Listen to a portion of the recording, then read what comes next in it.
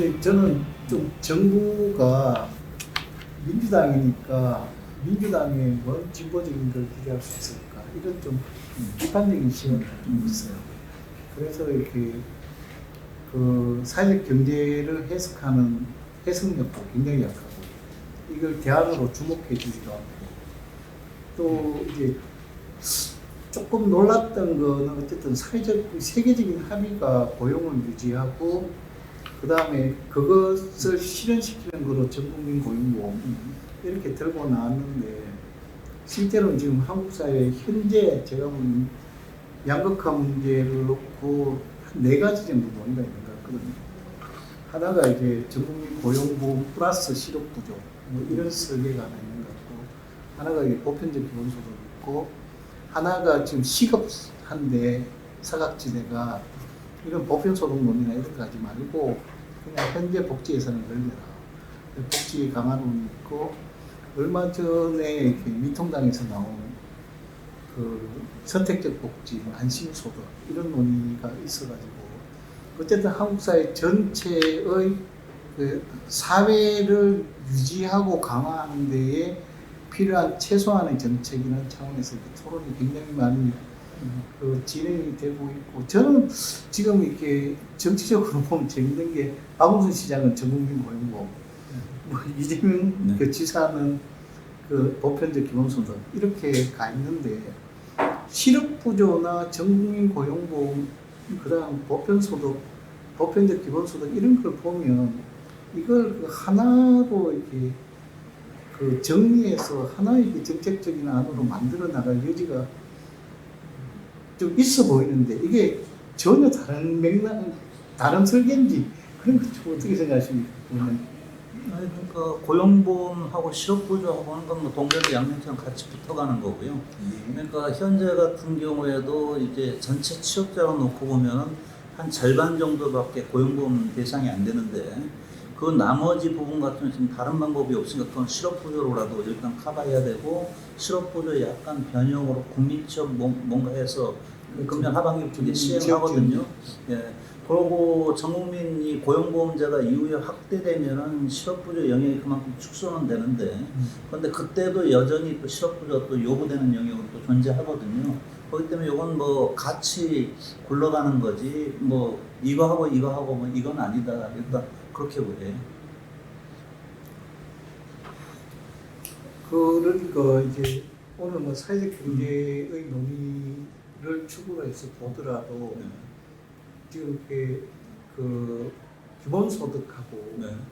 고용보험하고를 서로 대립적이고 적대적으로 보는 게 제가 보기엔 굉장히 좀 논의를 상호제한하는 이런 부분이 있고 또 향후 한국 사회의 사회적 합의를 만드는데 또 이렇게 상당히 이렇게 진보 정책 자체의 분열을 가속화시키는 뭐 이런 부분도 있을 것 같아서 저는 이제 반드시 좀 사회적 기본소득 논의와 전국민 고용보험 플러스 실업부조 논의가 서로 이렇게 소통하고 정책을 공유할 수 있는 자리를 만들어내지 않으면 굉장히 위험하다. 정치적으로도 그렇고 사회적 논의를 그 활성화하고 이렇게 창조적으로 논의를 만들어 나가는 게 굉장히 위험한 거 아니냐 이런 생각을 좀 개인적으로 합니다.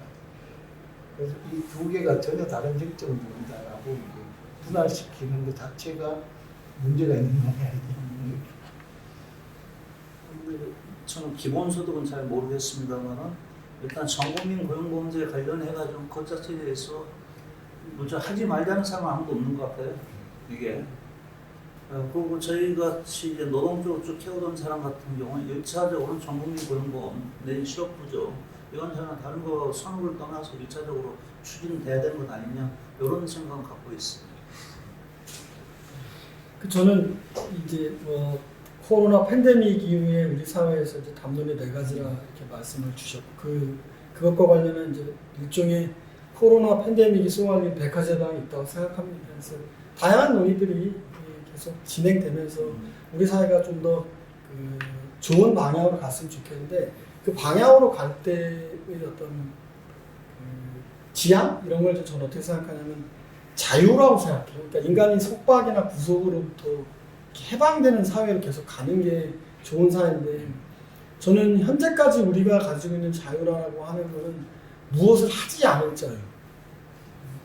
학교에 가지 않거나 뭐 이런 거죠. 근데 예를 들면 제가 대기업에 취업할 자유는 없죠. 더불어 제가 대기업에 취업했다 하더라도 취업해서 그 기업의 경영에 마음대로 참여할 자유는 없는 것 같아요. 그래서 계속 말씀드리면 우리가 가지고 있는 자유라는 게 일종의 무엇을 하지 않을 자유인데 본질적 자유는 이제 무엇을 할 자유라고 보고 그런 무엇을 할 자유를 상상하는 데 중요한 이제 구상 중에 하나가 기본소득이라고 생각해요. 그러니까 기본소득이 들어오면 무엇을 할 자유가 훨씬 더 많이 생기는 거라고 생각하고 두 번째 저는 기본소득만큼 중요하다고 생각하는 게 이제 말씀드린 사회적 경제입니다. 내 스스로 기업을 만들고 그 기업에서 내가 주인 되게 일하면서 무언가를 계속 해보는 거. 그런 사회로 우리가 계속 가야 되는 게 아닌가. 근데 그런 사회에 얘기하는 그런 전국민 재난 관련한 소득이나 아니면 기본소득이나 이런 것들이 중요한 토대가 되고 그 속에서 이제 우리가 얘기하는 이런 사회적 경제도 중요한 쓰임이 있지 않을까. 그런 측면에서 이제 그런 쓰임을 더 크게 하기 위해서 저희가 시민이나 노동사회와 함께 연대해서 그런 사회를 자꾸 우리 사회를 좀 만들어갔으면 좋겠다는 희망으로 이렇게 토론 같이 이렇게 하는 것 같습니다. 그러니까 이번에 이제 K방역 공식 있지 않습니까? 3T 플러스 P. 그 논의가 이제 기재부에서 공식화 있는데 그 공식이 딱 나왔을 때 굉장히 긴장했었거든요. 이게 뭐야? 이게 결국 보면은 뭐 3T가 테스트, 트레이스, 트리트먼트고 P가 이제 파티스페토리 이렇게 잡았는데 그 논의라는 게 4차 산업혁명의 이렇게 주요 컨셉을 그냥 딱 정리해 놓은 거잖아요. 디지털 그 산업 사회, 그 다음에 이렇게 생명공학의 산업화, 요 두 축을 딱 꺼내놓고 그 다음에 이제 뭐 참여라고 해놨는데 지금 현재 이게 그 팬데믹 상황하에서 뭐 우리 민주주의에 대한 평가도 많지만 이게 결국 보면 이렇게 관리 민주주의였다가 관리 사회로 전환해 가는 거 아니냐 뭐 이런 우려도 없는 게 아닌데 그렇게 놓고 볼 때 예를 들어 만약 우리가 한국 사회의 민주주의를 평가하려면 이게 평등 질서에서 평가를 해야 되는 거고 3T라는 것도 생태 문제와 환경 문제를 포함해서 가야 되는 거고 뭐 이렇게 좀 공식을 잡아줬으면 좋았을 건데 기존의 사회를 강화하겠다는 방식으로 K방역 공식이 나오니까 굉장히 좀 이렇게 당황했고 이게 뭐 정부는 뭐 대통령이 그러실 거라고 생각 안 하지만 한국의 지배사회가 자기들의 기득권을 이렇게 미래화하고 이렇게 산업화하고 자본화하는 것에 K방역을 활용하는 거 아니냐 이런 이렇게 문제 제기가 강력하게 있었거든요. 실제로 이렇게 개인의 프라이버시를 이렇게 너무 침범하는 거 아니냐 이 문제는 저는 아직도 논쟁이 있다고 생각합니다. 그러니까 그렇게 본다면 정부가 차라리 주목해야 되는 지점은 사회적 경제라든가 그 참여형 그 기업 뭐 이런 이렇게 그 사회 영역에 대한 훨씬 더 이렇게 많은 주목을 해야 된다고 생각하는데 이 사회라는 건 결국 뭐 민주주의가 코리아 브랜드잖아요. 한국 사회의 민주주의를 참여 민주주의를 어떻게 더 강화할 것이냐. 한반도 내 평화 문제가 굉장히 많은데 평화 이슈가 우리 사회의 가장 중요한 이슈라는 평화, 인권, 환경 이런 영역, 이런 가치들을 그라스루트 레벨에서 계속해서 활성화하는 그건 지금 그 동력은 지속 가능성을 담보하는 게 형식은 전 사회적 경제 조직밖에 없다고 생각합니다. 그래서 이게 정부 정책에서 본다면 이게 지금 이게 사회적 경제 조직을 이렇게 좀 주목해야 되는데 그냥 이렇게 이게 주목하지 않으면 도대체 그 정부는 어디를 파트너로 해서 이 난국을 돌파하느냐라는 문제인데요. 그 이게 노동권은 달래기 하면 뭐 달래기 하고 있는 거고, 그렇더라도 제가 보기에는 노동시장은 계속해서 유동적일 거고, 그 다음에 그 대자본하고 결합해가지고 그냥 가는 거 아니냐. 지금 뭐 300조 풀렸다는데 그거 대부분 다 대자본입니다. 이런 차원에서는 이렇게 좀 정부 정책이 향후 이렇게 그린 뉴딜이든 뭐든 이게 이렇게 시민사회나 이렇게 사회적 경제 조직과 이렇게 전략적 제휴를 안 하는 방식으로 진행하는 게 굉장히 유감이다. 좀 그렇게 생각을 하고 있습니다. 질문이 있으십니까? 네. 저는 좀 오늘 좀 큰 얘기를 하는데도 그 마지막에 강민수 센터장님이시죠. 이제 사회적 경제의 위기 속에서 이제 역할, 그래서 크게 세 가지 얘기를 하셨는데 결국 사회적 경제 잘 돼서 뭔가 이렇게 좀 아까 이렇게 존재감이 드러나는 얘기하려면 활성화돼야 되고, 그다음에 결국 사회적 경제가 주로 맡고 있는 데가 내수거든요. 내수 시장이 활성화되면 그나마 취약계층들이나 어려운 분들의 어떤 경제 활동이 활발하게 되면서 그나마 이 코로나 위기를 좀 극복할 수 있는 기회가 있겠다 싶은데, 왜 존재감이 없냐면 너무 미비한 거예요. 사회적 기업들이. 사회적 경제의 기업들이 좀 미비하고 뭐랄까 이렇게 좀 활발하지 하니까 정부고 전체적인 사회에서도 별로 이렇게 눈에 안 띄는 거죠. 저는 근데 그 맨 마지막에 세 가지에서 공제나 그 기금 같은 경우가 결국 사회적 금융이거든요. 근데 공제나 기금은 좀 방어적인 것 같아요. 결국 경제가 좀 잘 돌아가고 좀 지렛대를 좀 제대로 큰 걸 넣어서 깊숙이 넣어서 올리면 이게 활발하게 되면 이 코로나 위기도 좀 극복할 수 있는 사회적 경제의 역할이 좀 들어갈 것 같다는 느낌이 들고, 그래서 좀 방어적인 기금이나 공제가 아니라 적극적인 사회적 은행 뭐 이런 거가 좀 과감하게 투자를 되면 어차피 대기업은 알아서 갈 거거든요. 그러면 이걸 좀 키워서 사회 전체의 어떤 좀 건강성을 회복하는 어떨까 싶은데. 일단 오늘 이 자리가 그 사회적 경제가 그 노동과 시민사회를 초대해서 우리가 이런 구상을 하고 있는데 어떻게 생각하세요? 또 어떻게 연대했으면 좋겠어야 하는지 지혜를 구하는 자리라고 생각하고, 그래서 우리의 이제 계획들을 말씀드렸고 좋은 이제 조언들이 있었다고 생각하고요. 그다음 이제 우리 문성환 상임이사님이 질문하신 것에 대한 현문우답이랄까요? 제가 이제 말씀드린 거에 대해서 그러니까 결국은 사회적 경제가 미래 우리 사회의 어떤 하나의 그러니까 무엇을 할 자유라고 하는 것을 기업 내에서 보장하는 중요한 담론이다. 이런 거에서 동감하지만 현재 너무 미약하니까 사회가 우리를 호명하지 않는 거다라고 하는 이제 주장에 대해서 동의하고, 그럼 그것을 어떻게 키워나갈 거냐 이제 저희 과제를 생각하는데, 역사를 조금만 생각해 보면 그 사회적 경제가 꼭 이렇지는 않았어요.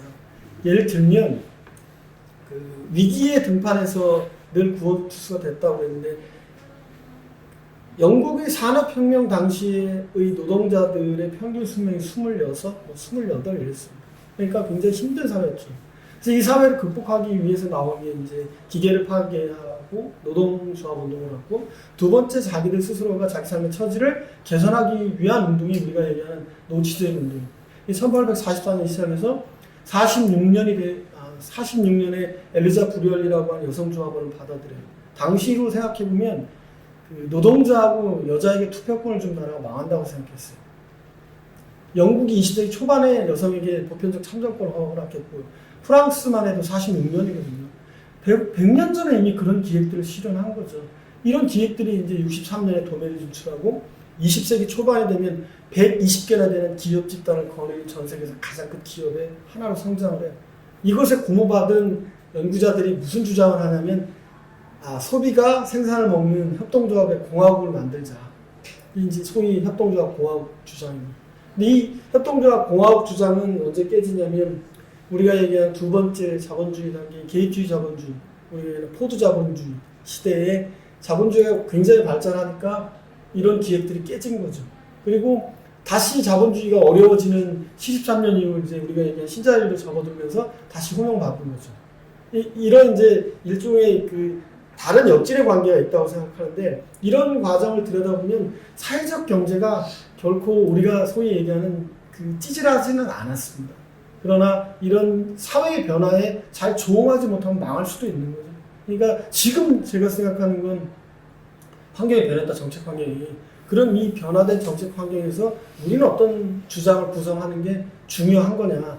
그래서 작게는 무슨 공제냐, 파이낸스냐, 아니면 은행이냐, 이거는 제가 생각할 때는 그냥 구체적인 과제이고, 오히려 우리가 구성해야 될 담론은 어떤 거냐면, 우리는 어떤 사람들이냐, 우리는 프리덤 투도 할 거다. 그러니까 무엇을 하지 않을 자유를 얻겠다는 게 아니라, 우리는 무엇을 할 자유를 이 사회에서 얻겠다라고 하는 주장을 하는 사람들이라고 하는 걸 우리 사회가 이해해야 된다는 거예요. 그러니까 사람은 강한 신념 체계 내에 살기 때문에 이 사회를 극복할 수 있다라고 하는 신념이 없으면 다음 사회를 못 가는 거예요. 근데 제가 기본소득에 대해서 조금 불편한 감정이 있는 건 그런 겁니다. 결국은 이런 큰 체제 내에서 더 이상 혁명이 불가능하니까, 더 이상 일자리가 만들어지지 않으니까 주는 떡밥을 먹고 살아라 하는 거 아니냐, 심각하게 얘기하면. 근데 기본소득론자들은 이제 저한테 또 뭐라 하실 수 있겠는데, 저는 그런 지점 좀 불편해요. 또는 불편하진 않습니다. 이걸 잘 활용해서 사회적 경제에서 적극적으로 해볼게요. 두 개의 조합들을 잘 할 수 있다고 생각하는데, 저는 그 궁극은 누가 나한테 돈을 줘서 내가 뭘 할 게 아니라 나 스스로가 돈을 만들고 나 스스로가 일자리에서 내가 주인처럼 일하는 그런 사회를 만드는 게 제가 지금 꿈이고, 그런 의미에서 저는 협동조합 공헌론자라고 생각합니다. 그 꿈이기 때문에 제가 사회적 경제 운동을 하는 거지, 여기에서 어떤 그런 작은 어떤 무언가를 생각하고 일을 하진 않습니다. 그런 측면에서 저는 꿈이 좀 크다고 말씀드리고 싶어요. 대답이 현물인지 우물하고 할 수도 있는데, 네. 그런 계획이 있습니다. 네, 하여튼 말씀하신 세 가지 그 대안 중에 좀 더 그 마지막에 공제 말씀하셔서 좀 더 적극적인 뭐 네. 시도 뭐 이런 부분도 있겠다 싶어서 말씀드렸습니다. 저는 김윤선 이사장님께 네, 이 기획이 사실 이후에 사회적 경제 활동가들이 발제를 듣고, 이 발제는 학습과 어떤 정보를 취득하는 그런, 그리고 제안을 받는 그런 시기이지만, 이후에 저희가 2차, 3차 회의를 가지면서는 정말 실천 전략, 적극적인 정보를 활용하면서도 이 시기에 자신들의 역량을 강화해서 사회적 경제 본연의 그 역할들을 더 잘해 나갈 수 있는 시기로 이제 삼아야 되거든요. 이제 그 과정에서 그 사회적 경제가 제출하는 플랜이 시민사회에서 인정도 받아야 되겠고요. 많은 협력자들과 함께 할 수 있다. 왜냐하면 이 위기 상황에서 자유로운 사람은 많지 않으니까요. 이제 그럴 때 그 노동 쪽을 우선 생각합니다. 그래서 아까도 그 얘기 나왔듯이 그 노동연대 기금 같은 것을 고민하고 있으시다는데, 저는 보다 적극적으로 지금 현재 노동계가 주 5일 40시간 노동이라고 하는 부분에 갇혀 있다. 사실 그 밖에 있는 그 노동자들이 많음에도 불구하고 눈 감아온 부분이 있는데, 노동연대 기금을 만드는 것도 너무 작다. 오히려 그 지금의 그 노동 부분에 계시는 분들이 사회적 경제 영역을 더 적극 받아들이고, 그 사회적 경제를 만들어 경제 방식으로 그 자신의 삶을 지키는데 더 많이 참여하셔야 되는 거 아닌가. 이제 그 사회적 경제와 노동이 만나지 못한 것에 저희는 좀 반성을 하고 있습니다만, 참 만나지지 않고요. 이런 상황인데, 코로나가 그 길을 확 터줄 것 같고, 여기에는 더 노동 쪽에서 더 책임이 더 크다. 큰 결단을 좀 하셔야 되는 거 아닌가, 이런 의견을 갖고 있습니다. 어떻게 생각하시나요? 그 연결된 질문인 것 같아서. 네. 저는 저도 사실 이제 기본소득에 대한 설레임도 있는데 그런 생각이 좀 드는 거예요. 멋진 신세계라고 하는 그 책에서 도대체 우리가 원하는 유토피아가 뭔가 이런 거 좀 고민이 좀 들더라고요. 근데 노동의 안정성이라고 하는 거. 근데 이제 우리가 지금 현재 노동에서 노동의 안정성을 요구하는 거가 되게 우리 주도적이지 못하다는 거예요.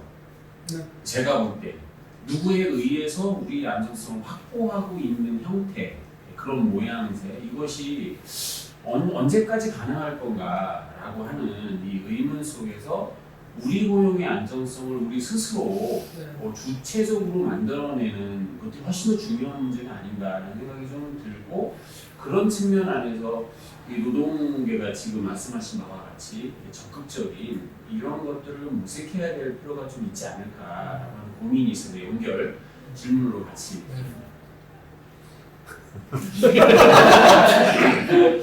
이들이 풀어야 될 문제를 나한테. 그러니까 지금 상당히 당혹스럽거든요.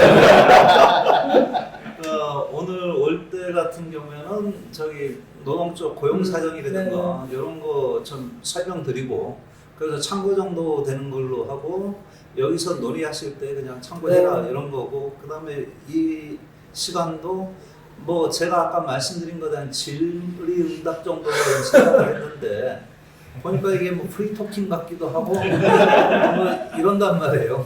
그러고 제가 노동계를 갖다 대표해서 와 있는 것도 아닌 거고, 그리고 저기 주최 측에 제가 처음 요청받을 때도 말씀드렸습니다만, 제가 사회적 경제에 대해서 잘 몰라요. 이게 그러니까 아까 존재감 없다 뭐 그랬는데, 존재감은 있어도 제가 별로 저 하는 것 이해는 별로 관심을 안 가져와가지고 별로 없는데, 이거 얘기해라 이거 얘기해라 지금 상당히 당혹스러운 거예요. 그런데 뭐 또 이렇게 또 영상까지 하고 하니까 이게 말씀을 중간에 드려야 되나 어쩌야 되나 지금 깝깝한 거고 좀 그래요. 네. 제가 또 중간에 끼어들어서 네. 지금 이야기 많이 한다고 인상 쓰셨는데, 제가 두 가지 이야기를 좀 하고 싶은데, 하나는 이게 지금 그 사회적 기업이 결국은 사회적 가치를 생산하는 조직이잖아요. 그러면 이제 지금 한 12년, 13년 됐는데, 우리는 어떤 가치를 생산하는 겁니까? 어떤 사회적 가치를 생산하는가? 이 부분을 좀 이렇게 각 단위 조직들이 다 점검해야 돼요. 정말해서 우리가 가지고 있는 사회적 영성의 총량은 얼만큼이냐라는 걸 점검할 필요가 있는데요. 왜 그렇다고 생각하냐 그러면, 우리 정당에서는 제가 보기엔 사회적 가치 생산이 있으니까. 그래서 그런 부분에서, 그런데 이 부분이 딱 보면 종교, 전 뭐 여러 문제 있지만 사회적 가치 생산 집단이고, 그 다음에 시민사회, 결국 사회적 가치 생산하는 사회적 가치 생산 집단인데, 거기에서 이렇게 사회적 경제 영역의 사회적 가치 생산의 특수성과 이렇게 강점은 뭐냐? 뭐 그 저희들 다 알지만 이걸 정확하게 정리할 좀 필요가 있다라는 생각이 들고요. 저는 기본소득과 매칭되면 되게 좋다는 생각이 들어요. 이게 지금 뭐 이렇게 여러 가지 기본소득에 대한 상상이 있겠지만, 현재 단계에는 제가 보기엔 월 30만 원도 힘들 것 같고, 월 30만 원이 보니까 180조 정도 되더라고요. 그런데 어쨌든 이렇게 여러 사회적 논의를 하고 뭐 20만 원이 될 수도 있고, 재난 기본소득에 대해서 1년에 2번에서 재난 회복소득으로 한 번 더 하자. 뭐 이제 그런 주장도 있으니까, 그 다음에 기본 그냥 이렇게 35세부터 다루자. 뭐 이런 논의도 있고, 또 이게 논의 자체는 또 설계는 다양하게 될 수 있으니까, 저는 뭐 그런 차원에서 그 설계를 다양하게 할 수 있지만, 어쨌든 20만 원이든 30만 원이든 이렇게 하면 사실 기업으로서는 굉장히 큰 이렇게 동력을 얻는다라는 생각을 해요. 저희들이 사실 기업에서 10만 원 임금 인상 하기 굉장히 힘들잖아요. 그런데 한 20만 원 정도 임금 인상 효과를 가지면 정말 좀 편하게 사회가치 생산을 충분히 하면서, 또 이게 자원봉사식도 가지면서, 이렇게 사회적 경제 영역이 좀 이렇게 긴장이 굉장히 완화되면, 그게 제가 보기엔 창조성으로 그렇게 전환될 가능성이 높다는 생각을 하고, 한국 사회 전체로 놓고 봐도 이 기본소득이라는 게 만약에 좀 우파들의 공격을 받을 수 있다면, 이걸 그냥 디지털 소득으로 하자, 뭐 이런 주장도 있더라고요. 정말해서 이렇게 뭐 먹고 살기는 안 되지만 최소한 베이스를 깔면, 이게 어쨌든 이게 그 새로운 뭐 4차 산업혁명이든 뭐 이렇게 진입해가는 새로운 사회로 전환해 가는 데 있어서 어쨌든 전환의 엔진으로서 역할을 할 게 아니라 이게 뭐 우파 주로 이게 뭐 신자유주의적인 노선에 있는 사람들의 주장이지만 그 주장까지 다 합쳐서 본다면 그런 게 기본소득이 가지고 있는 게 상당히 사회적 경제 영역의 순기능도 있다고 보이고 현안에서는 제가 보기에는 전국민 고용보험하고 실업구조, 기본소득이 창조적으로 절충되는 방안을 찾는 것이 현실이다. 둘 다 하자라든가 어느 것이 옳다라고 하면서 서로 이렇게 논쟁을 하는 건 사회적 논쟁의 효과를 반감시키는 소모적 논쟁이 될 수 있다. 이게 또 정치와 연결될 수 그렇게 될 수 있다. 말씀하신 분. 아까 그러니까 지금 얘기하면 꼭 뭐 맞는 건 아닌데 보면은 20년 전 외환위기 때 하고 지금하고는 정부의 대응이 좀 상당히 다르다 그렇게 말씀드렸잖아요.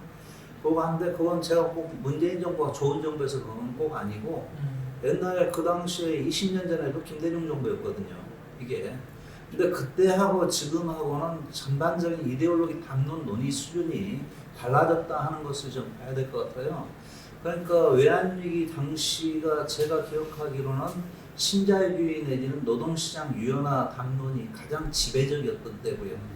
그때는 그게 마치 이제 글로벌 스탠다드처럼 얘기되고 그걸 갖다 동의하지 않으면 얘는 이상하네 이런 식 정도로 민주당 정부에서도 상당한 정도 지배적인 생각을 갖고 있었다. 좀 이런 거고요. 그리고 국제기구도 그랬고 그러고 한데 외환위기 지나서 2003년, 4년 오면서는 국제기구부터 얘기들이 달라지기 시작하거든요. 그래서 국제통화기금 같은 경우에도 뭔가 자기들이 쓴 정책이 점검을 해보니까 오히려 각국의 불평등을 오히려 조장했네. 이래가지고 최근에 와서는 그 IMF 자기들 정책이 잘못됐다 하는 것을 자기는 책 같은 경우가 국내에서도 금년에 번역판이 나왔거든요. 그게 IMF에 있는 학자들이 한 거고 그다음 OECD 같은 경우도 뭐냐면은 94년에 일자리 전략 이걸 내놓을 때 같은 경우 완전히 그거였어요. 노동시장 유연화. 그래가지고 최저임금 같은 경우는 아예 웬만하면 없애버리고 해도 뭐 최소화하고 그다음 단체 교섭도 산업이나 이런 거 하지 말고 기업 단위에서 하고 뭐 이런 정도로 그게 딱 내놨는데 한 2006년 정도 오면은 그동안 쓴 정책에 대해서 한번 평가해봐야 될 것 아니냐. 그러면서 완곡하게 자기들이 상당히 그 정책에 좀 문제가 있었다 그 표현을 하고요. 그리고 2018년 요때 오면은 보고서가 완전히 바뀌어요. 새로운 고용 전략 해가지고 일자리 전략 해서 내놓은 걸 보면은 옛날하고는 완전히 달라져가지고 요즘 뭐 포용 전략 뭐 그런 얘기 하잖아요. 그런 형태로 이제 내용들이 다 바뀌어요. 그래서 지금 보면 ILO, OECD, IMF, 그다음 월드뱅크 같은 경우가 대체로 과거 노동시장 유연화 정책은 상당히 문제가 있었다는 것이 좀 정리가 된 것 같고, 그리고 지금 가장 커다란 문제가 불평등 심하다.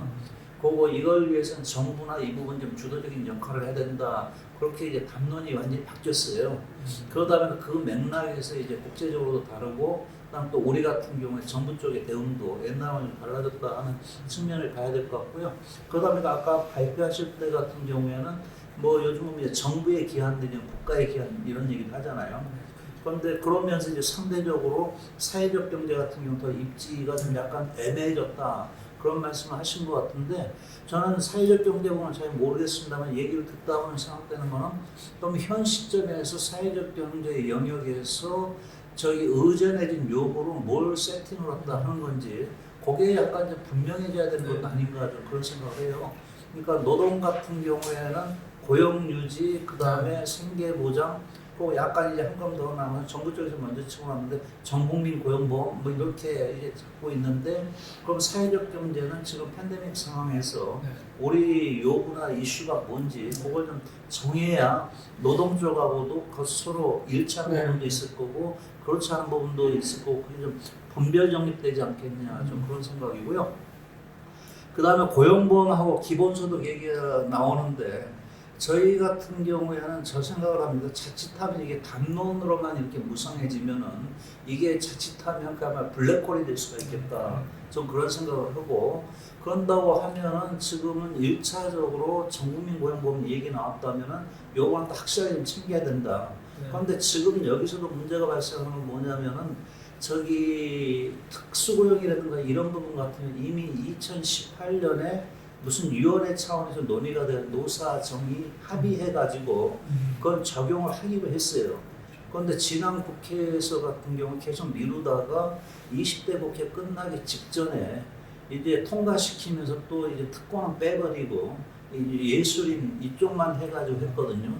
그러다 보니까 전국민 고용보험 한다고 하면 사실 보면 이게 자영업자들까지 다 적용시키는 게 만만한 게 아닌데 이제 크게 뭐 좋게 한다고 하면서 이게 잘못하면 하세월로 블랙홀 돼버릴 수도 있는 것 아니냐. 그 면에서 1차적 기왕에 합의한 특고 부분이라도 1차적 적용하고 그러고 나서 이제 전국민 고용보험 이렇게 가야 되는 것 아니냐. 순서는 좀 그렇게 잡는데 뭔가 저기 뭡니까 자칫하면은 많이 잡으려고 하다가 다 날라가는 게 없도록 이쪽의 요구나 우선순위를 좀 분명히 할 필요가 있겠다. 좀 그런 정도 생각만 듭니다. 토론한다 하다 보니까 뭐 말씀만 드려야 될 것 같아요. 좀 곤란하게 해드렸다면 죄송하고요. 만나 김에 너무 반가워서 질문을 하신 걸로 부탁드립니다. 그리고 우리 김경민 총장님에게는 짧은 질문인데요. 예. 저희가 이제 소셜 뉴딜에 대한 생각들을 하면서 그것을 둘러싼 우리 자기 전략하에서 하위 핵심 의제들을 이렇게 생각해 보는데 아까 말씀하신 걸 보면 사회적 경제가 하나의 사회적 협약을 맺을 때 가장 상위로 그린 이것을 두어야 한다고 말씀하시는 듯했어요. 그러니까 뭐 일자리나 생활 안전망이나 이런 것을 이야기하더라도 최상위에 그림을 놔야 되는 거라고 말씀하시는 게 맞는지 확인하고 싶어서요. 꼭 그렇지는 않은데요. 사실은 한국형 뉴딜에서 보니까 디지털하고 그린이 초점인데 사실은 전환 뉴딜에서 뭐 아시겠지만 유종일 교수 같은 경우는 거기 휴먼 뉴딜 들어가 있지 않습니까? 그래서 이렇게 사회적 경쟁력에서는 잘 휴먼 뉴딜하고 휴먼 뉴딜이 이제 복지도 되고 교육 능력도 되고 이렇게 이분 주장에 가면 겹치더라고요. 그래서 저는 뭐 그 정부가 어쨌든 큰 프레임에서는 유정일 교수가 제안한 세 개를 다 받고 있는 거다라고 뭐 생각을 하는데 그게 뭐 상징적 유종일이든 뭐 다른 건 어쨌든 큰 흐름은 결국 세 흐름으로 가야 되는 거 아니냐.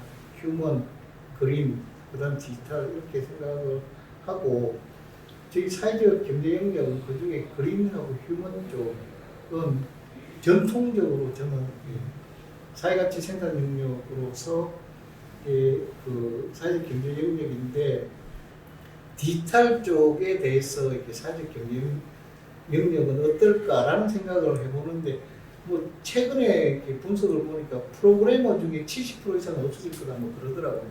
이게 다 코딩 작업이라 가지고 그래서 이렇게 또 큰 틀에서는 이런 이렇게 전환적 뉴딜, 한국형 뉴딜이라는 공간 안에서 이 세 영역 안에 또 이렇게 그 사회적 경제 영역이 어떻게 착근할 것인가 이게 어떤 식으로 어떤 한국 사회에 이렇게 하여튼 그랜드 트렌드 같거든요. 제가 메가 트렌드의 한 영역이 있지 않을까 이런 생각에서는 이 영역의 사회적 경제 영역과 착종하는 부분을 좀 잘 고민해야 될 것 같고 마지막으로 하나만 길어져서 죄송한데 이야기를 하고 싶은 게 저는 이게 한국 사회가 팬데믹을 잘 대응한 거 소위 말해서 K-방역을 잘한 것이 위기일 수 있다. 미래로 볼 때. 그 생각은 좀 해요.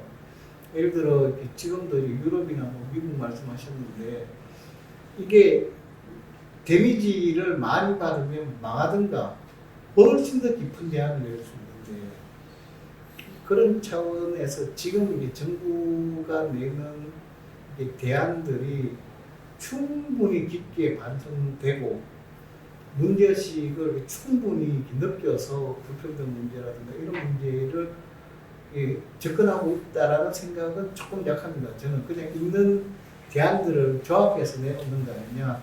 근데 이제 그런 차원에서 본다면은 지금 이렇게 우리 사회가 훨씬 더 그런적인 대안을 지속적으로 정부가 만들어 나가도록 압박하는 힘을 조직할 필요가 있다고 생각하고요.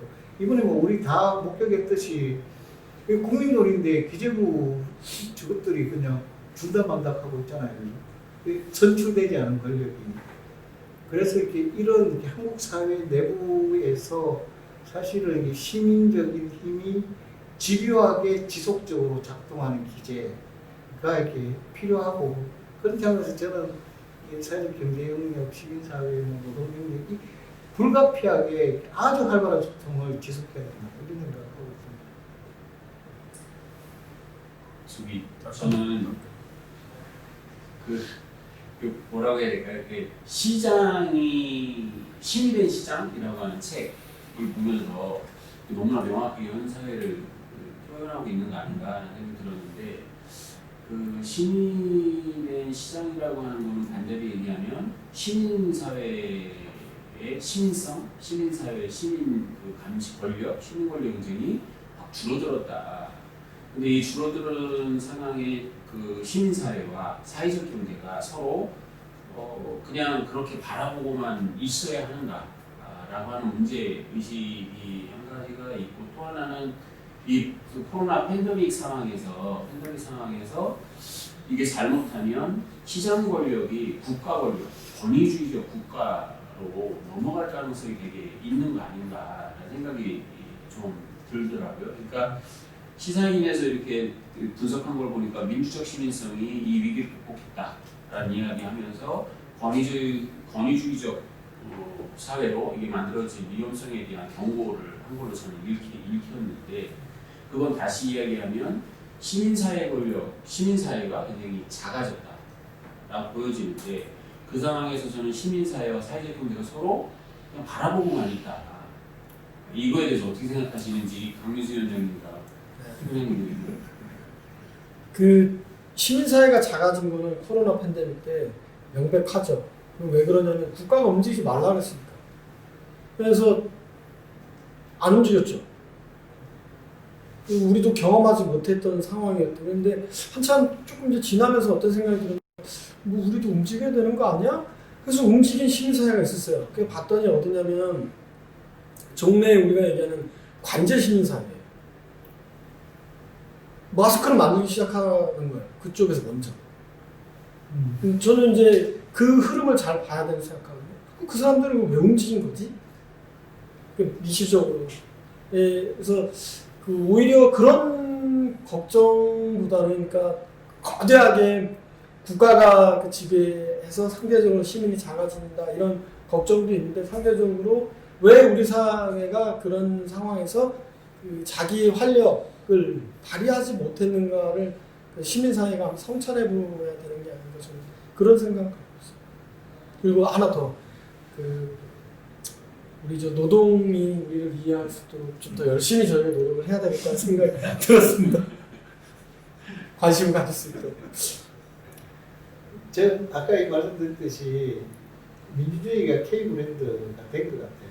그래서 어디 가든지 간에 외국의 포럼이나 이런 데 가보면 한국 민주주의에 대한 이야기를 굉장히 관심을 갖는데, 실제로 보면은 민주주의 국가가 뭐 유엔 국가가 참여 국가가 몇 개인지 모르겠지만 한 19개 정도밖에 안 된다고 보이거든요. 나머지는 다 전체주의 국가거나 아니면 독재, 군부 독재 뭐 이렇게 돼 있어서, 민주주의라는 지평에서 이렇게 한국 사회가 가지고 있는 거는 굉장한 힘이죠, 제가 보기에는.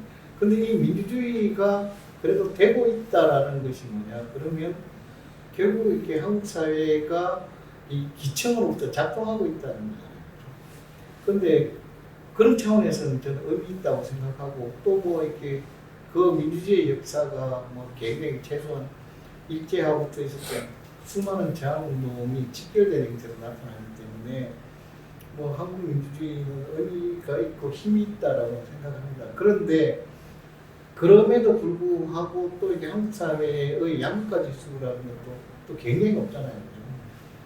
그러면은 이제 이것을 결국 계속 말씀하셨듯이 내가 뭔가 할 수 있는 자유라는 거는 이렇게 연대와 물적 기반이 있잖아요.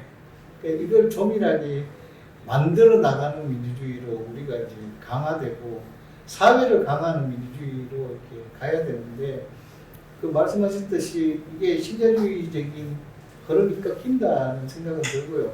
신자유주의적인 공식에서 보면 작은 정부인데 이미 큰 정부로 팬데믹을 겪으면서 큰 정부가 됐고 또 우리가 참 바라던 게 이제 지역인데 이번 팬데믹에서 보면 다 이제 지역 리더들이 다 이렇게 역할을 하잖아요. 그러니까 이런 흐름을 이렇게 내용을 채우는 건 민주주의다. 그래서 이렇게 그렇게 민주주의로 가는 거고 그 민주주의 국가 중에 최고의 이렇게 평가를 한다면 민주적 사회 그 아까 이렇게 모드라고도 이야기하고 그랬지만 이게 조밀하게 유기적으로 연대로 엮여진 사회적 경제 조직을 토대로 하는 사회가 결국 가장 강력한 민주적 기반을 가진 사회 아니냐 라는 차원에서 본다면 정말 이렇게 사회적 경제 조직이 중요하다고 생각이 들고 중국 보면 우리는 저런 사회로는 가면 안 되지 않겠습니까? 결국 제가 보기에는 이렇게 전체주의적 관리와 이게 디지털 독재라는 것이 그냥 뿌리 박혀버리는 것 같아요. 그래서 그런 차원에서 정말 이렇게 지금은 한국이 이게 세계 민주주의의 제일 선두에 서 있다라는 그 두려움 같은 것도 우리가 가질 수 있지 않을까? 뭐 이런 생각이 듭니다.